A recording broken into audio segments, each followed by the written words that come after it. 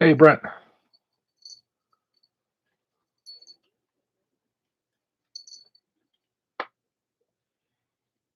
Pennsylvania. Ain't low. We have a Canadian in here, eh?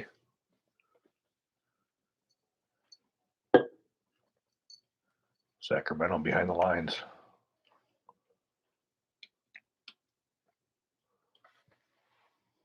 Michigan, Motor City. Miami.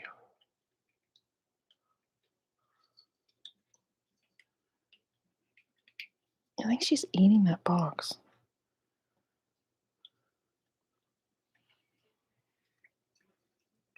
Oh, thank you. Love this channel. Thank you. Sorry, we have a dog down here that's Chewing on something. I'm pretty sure she's chewing on something that's attached to a case of ammo. Hopefully, it's not live rounds. Otherwise, we're about to have an Oh no, interesting Q&A. it's one of the plastic tie wraps.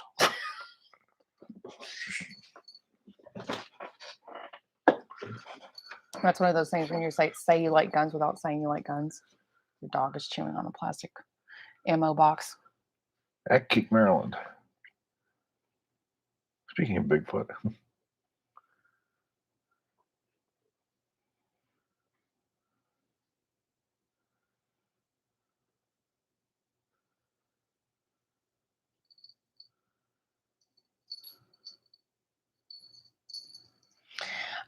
Racer, I think I've actually seen your question that you posted the other day, but I read it and I don't think Chris read it. He wanted to know who's on the cover of That's just a special Blackout. forces operator that Yeah. was I on couldn't the Army remember. webpage. Yeah. Beto is not going to win Texas. He's already been told no once, and he's made even more of an ass out of himself. It's not going to happen. Well, guys, thank you so much for joining us. We are still recovering from a little illness in the house, but we are moving in the right direction. You will have a new video up on Saturday. That's the Smith & Wesson. Which one is that? That's the Performance Shield Plus. I can't remember. After I'm done editing it, it kind of leaves my brain. But you'll have a new video up on Saturday. And we're going to kick off. If you have a question, you can pop it into the chat line. If you would like to donate tonight, you get priority over all the other questions coming in and get a guaranteed response. You can do that by clicking the dollar sign, and that goes to Google. That's the super chat function. However, Google does take 30%, which is a large cut for them. We prefer donor box. That link is on smallarmsolutions.com. And you can attach your question into the note section or comment section of your donation, and I'll get an email and you'll get priority over all the other questions coming in. And but we don't just take paid questions. We appreciate you being here, and we're going to get into it. We only have one submitted question from earlier, and that is from Adnan. Thank you so much, Adnan. He wants to know about the Centurion Arms' current development of their .308 caliber Mark 11 AR-10 rifle. Will it be cross-compatible with existing KAC SR25 or LMT MWS receivers, and maybe have some parts compatibility with similar types of rifles? Well, for my conversations with Monty, it's going to be AR-based, not DPMS. One of the biggest things that's holding up that production right now is availability of bolt carrier groups, 308 bolt carrier groups. That's pretty much all that's holding him up. He's got pretty much everything else. I've been waiting to get my hands on one here to do some reviews on, but obviously he doesn't want to, give me one to review if we can't sell them. So yeah, that's the biggest problem right now is the bolts. But we had a long conversation about that before he did the development, and I recommended to him to go with the AR base because it's stronger, it's more durable than the DPMS pattern. That's what he had agreed to go to. Most of the ones that you see prototypes that he's done have been done in both ways. Now he has his own forgings, his own receivers. No Toolcraft BCGs aren't Microbus BCG. Are they still a viable option? Sure. Yeah, Microbus is just they're just the main ones that the defense contractors use. They actually produce them for the U.S. government as spare parts. So they are higher. They're probably one of the highest end, and probably most of the bolt carriers you guys are getting in and your rifles that you buy from OEMs probably came from Microbus. If you owned a PWS rifle, what parts would you stock with it being proprietary parts? Well, I've actually got one right behind me. Um, the only proprietary parts that really is within the gas system. I probably would have some extra springs for the bolt in case you lose those. The standard extractor ejectors, that's all standard. Um, really, unless you lose, the valve or the or any of the springs, it's pretty much pretty robust. The one part I can really think of would be the spring and maybe an extra bolt because the way the tails are on those. That's probably really all I can think of. The rest of it's pretty compatible. It's all compatible. Are there any AR-15 upgrades that are rarely talked about that you can speak on? Well, definitely having the rubber O-rings, extra power ejector and extractor springs are certainly high up on high up there.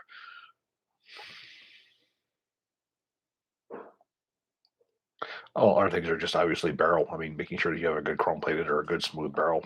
Um, Other things is the carrier keys, making sure you have good tight, properly staked carrier keys. Uh, there's tons of things that you can do to make them even better. You can always buy improved parts, but to make them work reliably, that's really checking headspace. That's pretty much what you need to do. There's a lot of good rifles out there.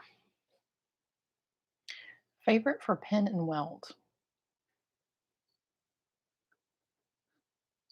I guess I understand what your question is. My favorite type of suppressor or flash hider, the Yeah, pin he and just weld. says favorite for pin and weld. Um, I don't really have any pin and weld. I do have one, and it's my Silencer Co. ASR mount, and it's on my LWRC, which is a 14.5 inch barrel. It's the only one that I have that is pin and weld. What pre-M16 weapon in American inventory would you choose if you were in the Vietnam War? None, to be honest with you.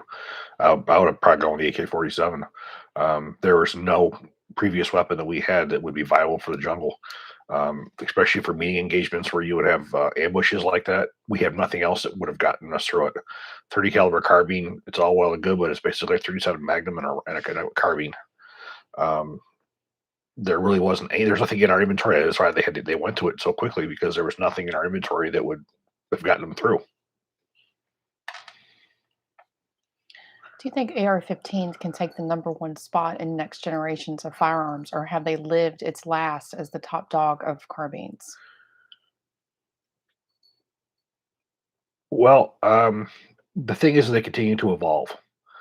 So they've as long as they continue to evolve, it's still going to be top dog. I think what the reality is we've hit a evolutionary peak in development of small arms with metallic cartridges. I don't think we're going to have anything that's going to be significantly better until they get rid of the metallic cartridge and go to something else, laser blaster or something. I don't know. Um, I don't think you're going to see anything that's going to come out that's going to be a significant enhancement over it. They've been trying to replace them for 60 years, and they work. They're lightweight. They work good in the environments for which they were designed. The biggest hype that you're seeing with the U.S. military is wanting to go to an intermediate 6 millimeter, which is still going to bring you a rifle the size of a 30 caliber, AR-10 or such. I don't see it going anywhere. I don't see anything out there that's really been that much of an enhancement. I have a KE Arms polymer lower with a rubber city armory titanium BCG. Magazines quit locking into place without the bolt locked back. What are your thoughts? Well, my guess is you're having gas leak someplace. You either have gas leaking out of your carrier key, which I would check. I would also check to see if you have your gas rings are serviceable, meaning I would take everything out of them, disassemble the whole thing, stick the bolt into the carrier, hold the bolt, let the carrier hang by itself, and if it falls off it, it's time to replace those gas rings. Or you could be getting some kind of leakage from the gas block not being proper. You're leaking gas someplace. You're not getting it far enough back, or your ammunition you have is too underpowered. If you're using some kind of that cheap Wolf ammunition, doesn't give you proper pore pressures. I would definitely try some different 5.56 loads, not 223 or 5.56 loads. And if it still does it, you've got a gas leakage issue somewhere. So whether it's the carrier key, the uh, the gas rings, or up in the gas block there. So there's some kind of leak that's happening there. You guys heard me talk about this for a brief second last week that we were planning on doing, but we do have another raffle for a signed Black Rifle too. Uh, Thank you, Chris. It also is going to include a signed copy of Chris's Armor's Manual. And these are books I rarely ever talk about. They are a collection of writings that we put together. You can't actually buy those on Amazon. They're $40 a piece. They're very, very hefty books. They're collections of Chris. They're collections of all of Chris's writings on the Black Rifle over the years. Just his entire anthology of Black Rifle writings, and they're all done in color. So you'll get all the same color illustrations that you would have had in the magazines. He actually doesn't have volume 2. He was already like eyeing that one. Let me look at them. It came in, and I was like, no, you can't. Then it'll look, you'll crack the spine. It'll look used. I'll order you one. I'll get you one. She was saying this. How long we had those out? 4 or 5 years. This time for the raffle, it's going to be a lot easier for you to purchase your tickets. Before you had to go through me to do that. I have them added to Small Arm Solutions website. So if you go to smallarmsolutions.com, you will see raffle tickets that for one ticket is $20, or you can purchase 3 for $50. Somebody asked if there was any limit on tickets. There's no limit on tickets, just because we don't sell that many tickets to begin with. Last time, I think we sold like 35 tickets. So it's not, you have a very good chance of winning it. And Black Rifle 2 right now is going for $250 to $300 on Amazon or eBay. And those are for used copies that aren't signed. So this is a $400 value of books that you'll be getting. And the money always goes to, keeping SAS going forward and continually pushing this man to continue on with Black Rifle 3. So if you guys are interested in purchasing raffle tickets, you can do that on smallarmsolutions.com. And I'll shut up now and go back to questions. Thank you, Barry. He said, just because I love the Thank you.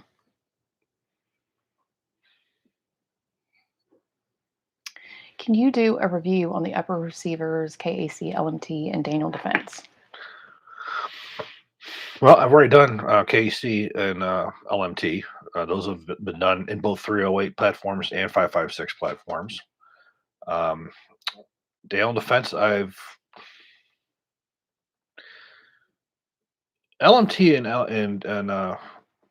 and Knights are probably a little bit more of a different animal, which are probably more worthy of being compared to each other. Daniel Defense is an excellent system. They're made very, very well. They're still stock systems. There's not any changes to them that really make them stand out over anything else. Where if you look at what LMT's done with their system and Knights, the proprietary improvements, I think the LMT and the Knights are in a little different league. It's taking nothing away from Daniel Defense in quality. It just means that there's been mechanical enhancements, such as the enhanced bolt carrier group, such as the way the gas blocks are done, such a way the gas system is mounted.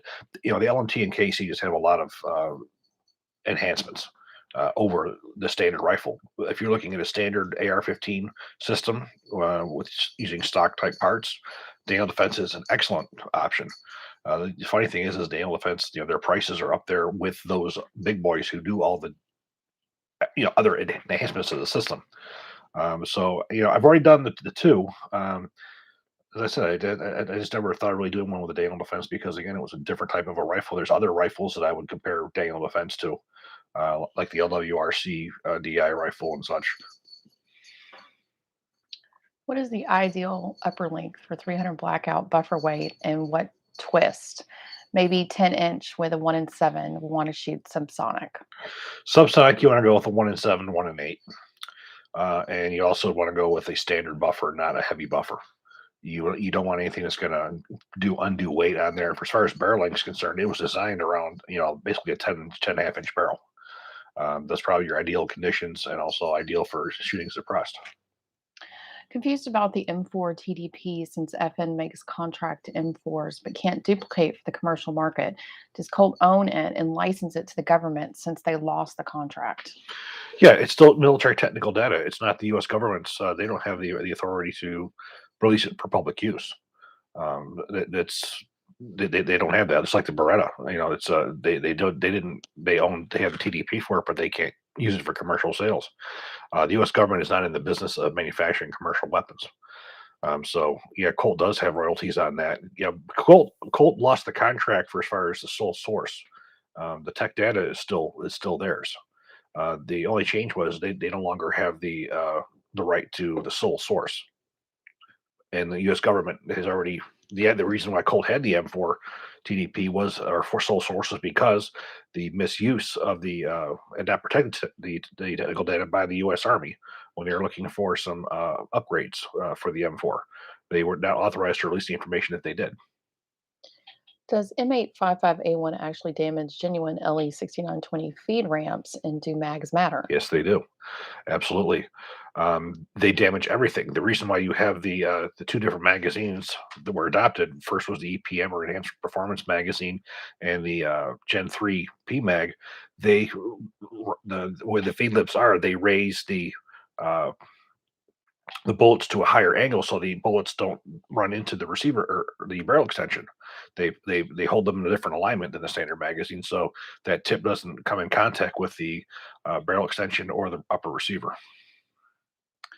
Thoughts as an industry insider on new ammo types and guns to be adopted on next generation squad weapon US contract?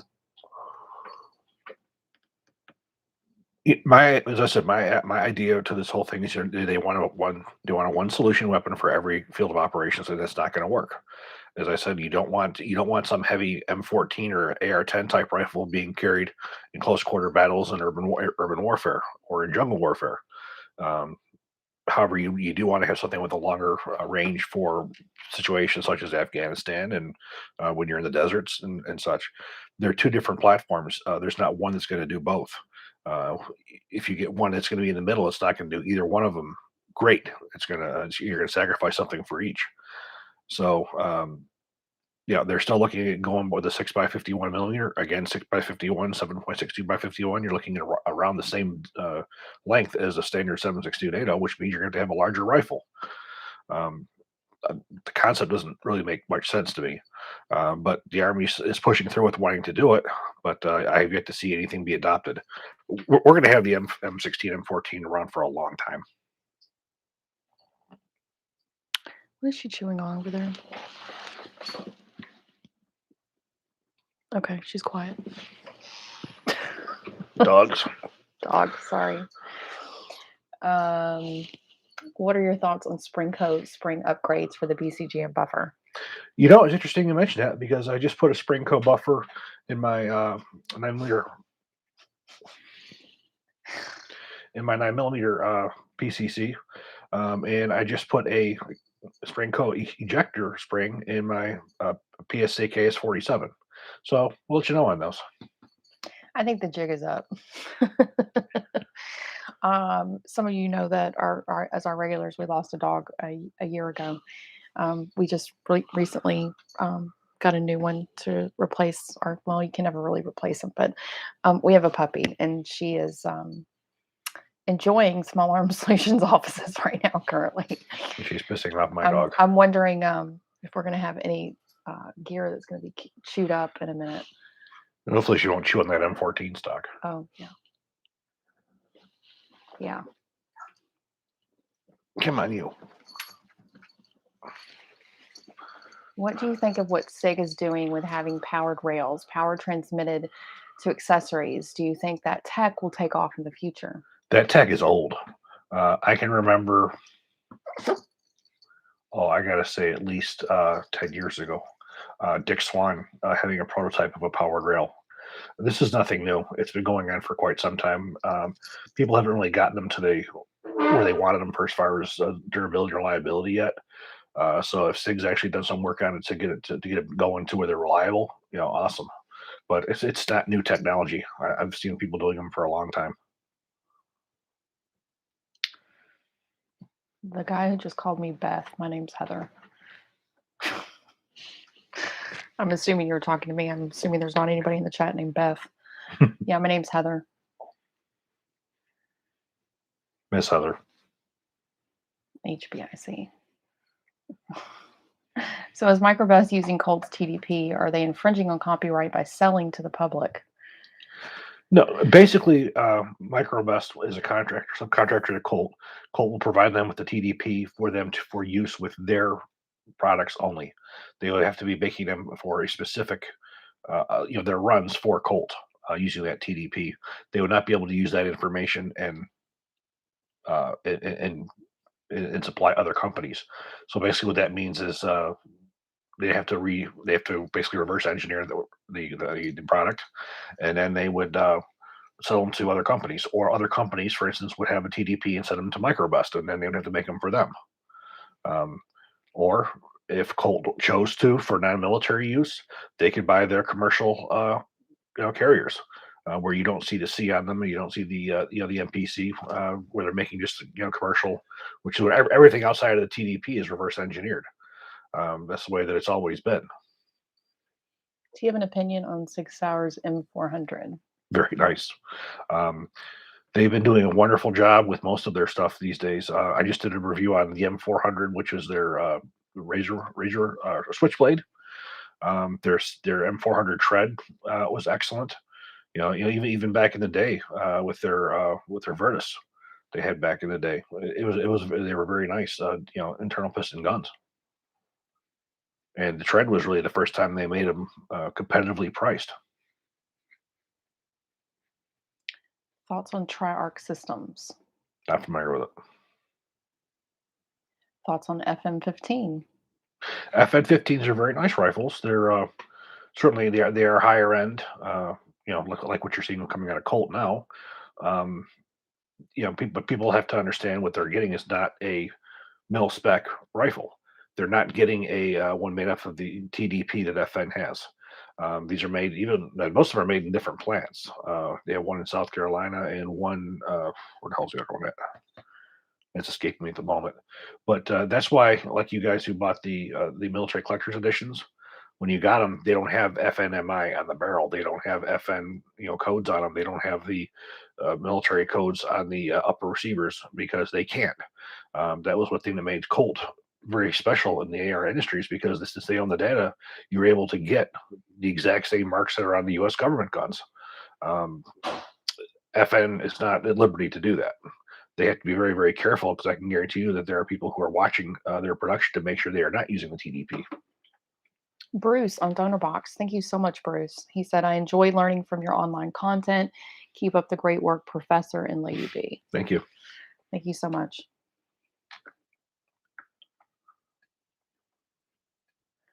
I have a KS-47 and it was shooting just fine when I first got it, but now it's having extraction issues. Please help. Well, mine was having failures to eject, and when I came to take a look at the ejector spring, I had noticed that the spring had definitely taken a set. So my guess was that was a less than quality ejector spring. So I just replaced that actually today with the spring going. Looking forward to getting it back out. Never had an extraction issue. Um, Probably the only thing that I would do is I would get yourself. You sometimes can find them. The Colt has what they have. It's a bronze color or a brass colored or a copper colored high power extractor spring. I would get my hands on one of those with the buffer in the middle and the rubber O-ring, and throw that on there. If not, try and find somebody who has a good enhanced, a stronger powered extractor spring, and do the same thing. The rubber buffer that goes inside the spring, as well as the rubber O-ring, that should take care of your issue. But if you can find the M4 ones, the ones that Colt has are probably some of the best ones that are out there. They're the copper color ones, not the standard color ones. Any issues using a phosphated bolt in an AR nitrided carrier? No, not at all. What's the best aftermarket trigger for the AR-15 in your opinion? There's two. I have a big soft spot for Hipperfire. That's one of my favorite ones because I love the single action trigger on a combat rifle. However, if I want something that's more of a DMR, more of a target rifle, I prefer a two-stage. And the Geisley the SSA, in my opinion, is probably one of the nicest ones that's out there. How does Colt benefit from some contracting out barrels and other parts? If they have the tools to make their own, why wouldn't they get use out of the machinery? It's cost. You have to understand, it's one thing to have the machinery, but it's something else when it comes to having people do it. When you have to have when you're paying employees the amount of money that they have to, and also depending on the numbers. You know, I think Colt right now is really about the numbers game. Um, Trying to keep their doors open, trying to get a profit. They're trying to cut corners any way that they can, with still putting out a good product. And the reality is, there's no financial benefit for them to bring up to gear up all these production lines, when they can buy the prices for less. Until they move out of Connecticut, if they were somewhere else, where they didn't have the cost, the labor costs, and such, and the higher cost of living that they do there, it wouldn't benefit them to, subcontract out. But looking at the position that they're in right now, highest one of the highest tax state and one of the highest cost of living. You have, a union there, which again you have it goes along with the highest cost of living, and then the number of guns they're making versus, the money that they get out of it. They're not making the amount of guns that they did 10 years ago. Right in the prime of the global war on terror, where they have three shifts, and just building thousands of guns and thousands of guns a week. It's a whole different situation now.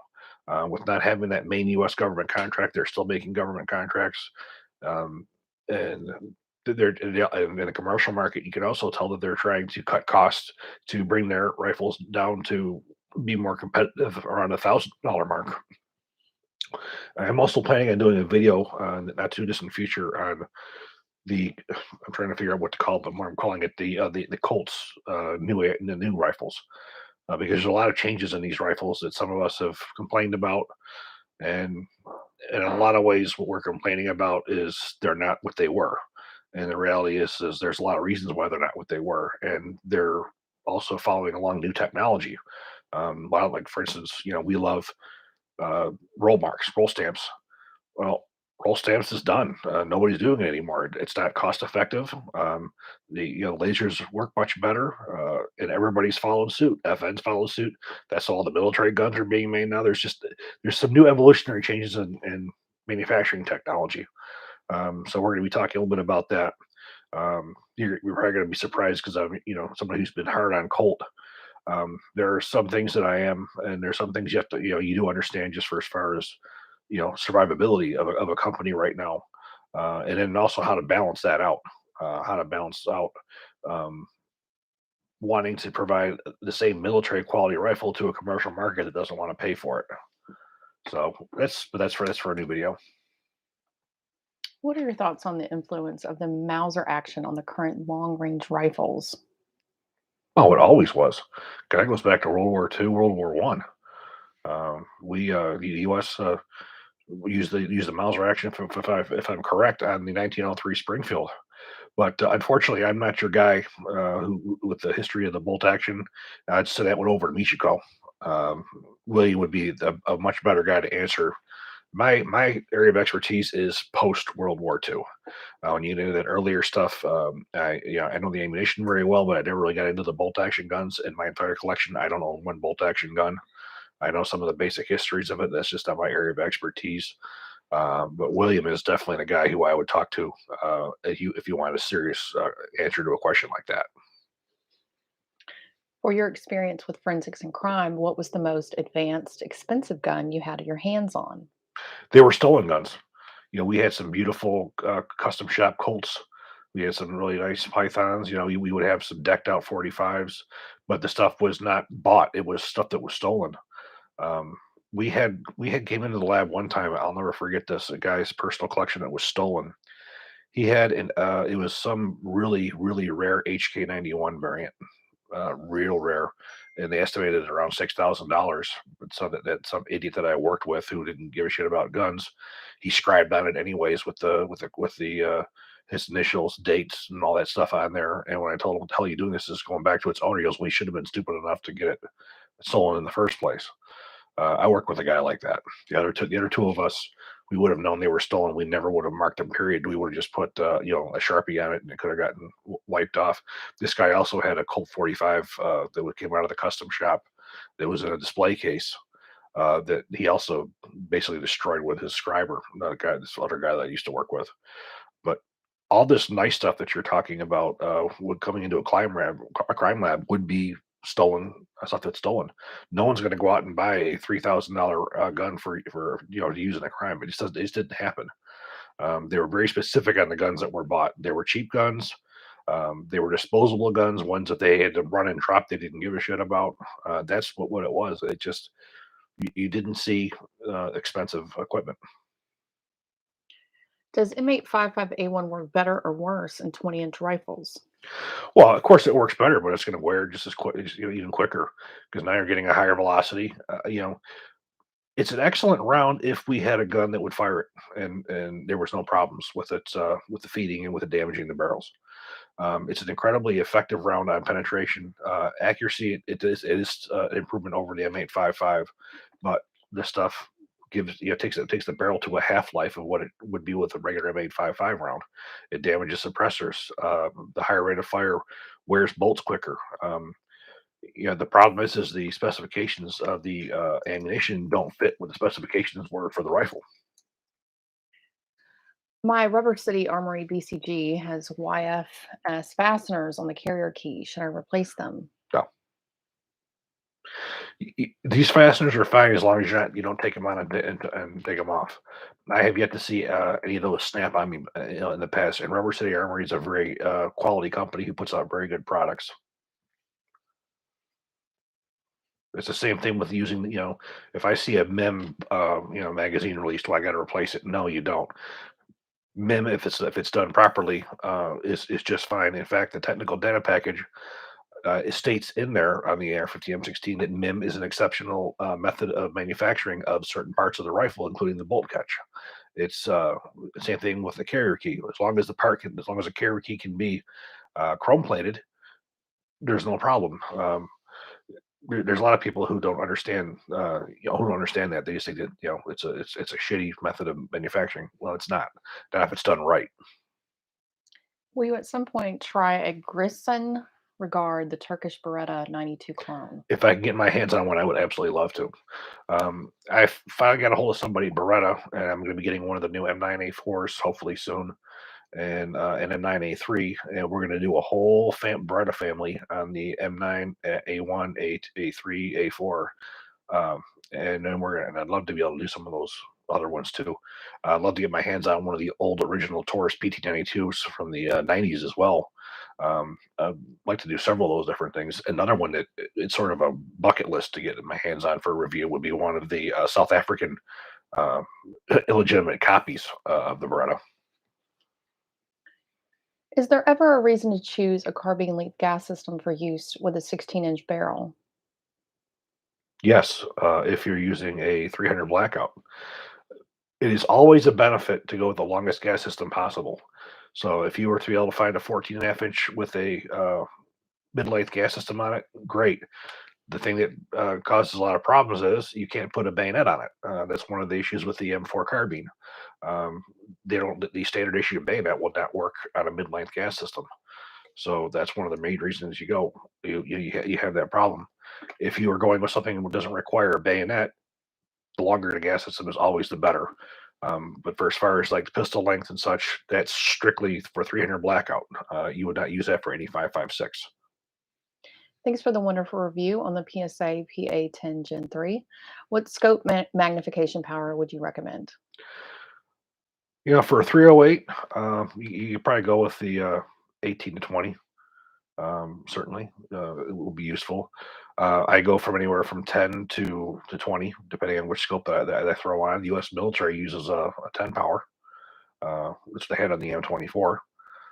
But generally, 12, 24, that area is something, depends how far away you're going to shoot. Have you tried the Blackout Defense zero drop in trigger? No.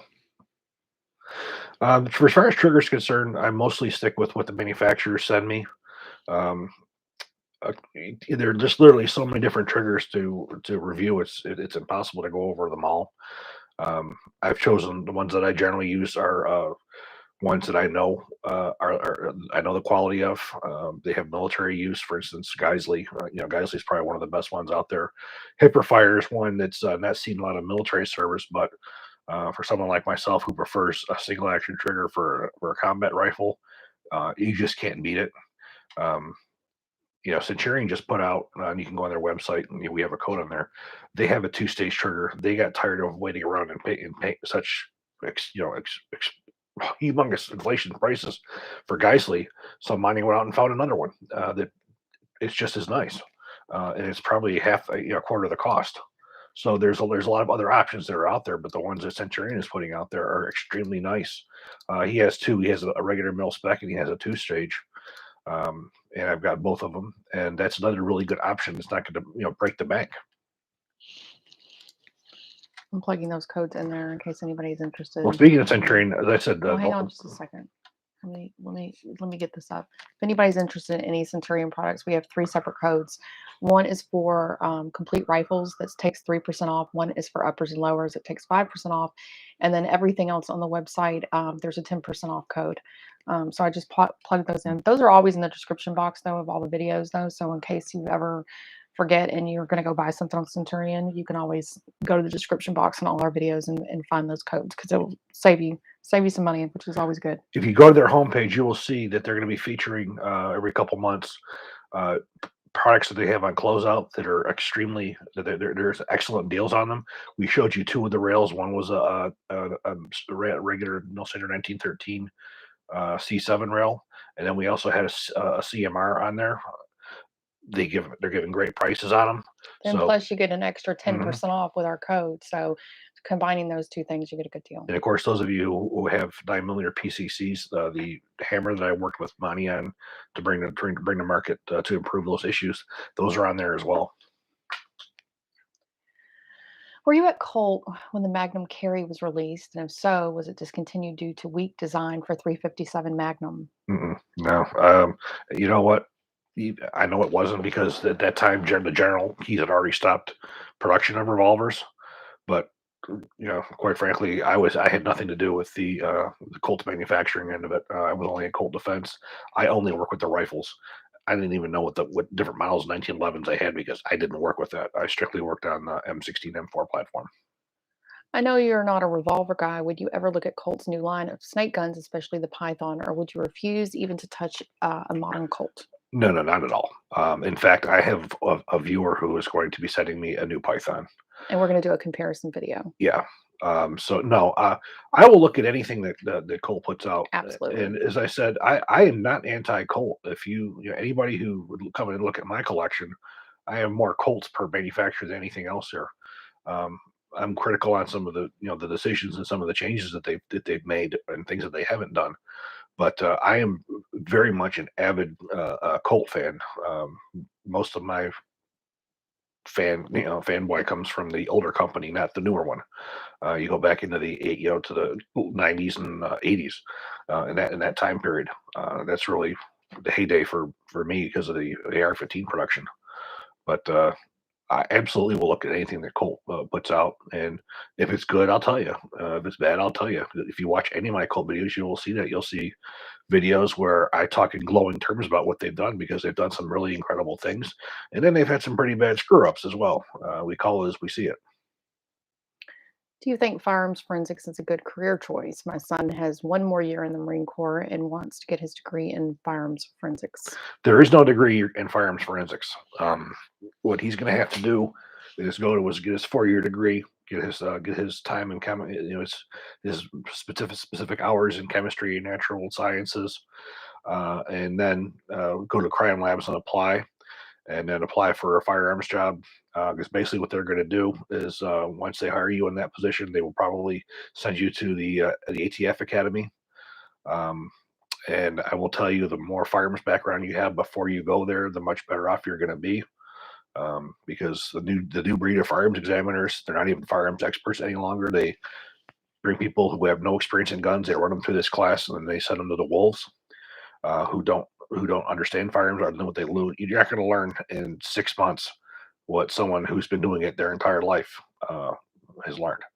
So having that background and then going to a laboratory and applying for that position, that's the route that we would go into that. But there's no college class or anything that you'd be able to go to on it. It's a comparative science. Firearms is one aspect of it, the identification, ammunition and such. Then you have the comparative science, which is the you're comparing 2 things microscopically. You have the chemical aspect of it, where you're doing lead and barium testing and such. So there's some different aspects to it. That's what makes firearms very unique compared to anything else, is because you do have the mechanics of everything, and then you have the forensics, the comparisons of things. Have you had any experience with the 7.62 Surefire RC2 or the mini version on a 5.56? Not, nope. I've just got a hold of Sig. Sig is going to be providing me with a couple of their suppressors. As you know, I pretty much stuck with Surefire. I'm sorry, stuck with Silencer Co. Because they have supported me and they have excellent products. Stig's agreed to send me a couple suppressors, so we're going to be able to do a little work with those as well. So I have a little bit more. I'll sort of broaden my horizons a little bit more with some of these more modern cans. Love to get my hands on an OSS if I could talk them into it. But we're going to be looking at some of the SIG cans. But I will tell you, my preference to this day is Silencer Go. They work awesome. I have several of them, and they work on everything up to 338 Lapua. Well, guys, make sure that you check out those raffle tickets for this big, huge book thing that we're doing here. That you can win a signed copy of Black Rifle 2 and Armor's Manual in both collections of writings, volumes 1 and 2. Everything will come signed. We will do personal inscriptions. If you win it, you will also, shipping. We will cover the cost of shipping. The guy who won it last time, he only bought one ticket. So definitely go get your raffle tickets before then. It's going to be drawn live Friday, October 15th. All the details are on smallarmorsolutions.com as well as where you can get the tickets on the website. And if you like to purchase one or the discounted bundle, and we will be drawing live. You will not get a raffle number. I know sometimes people get confused with that. I will be putting your names and email addresses in the bin. So for every ticket you purchase, that your name will go in the bin that many times. So thank you guys so much for joining us, and we will probably see you next week. Have a good night. Thank you for joining us.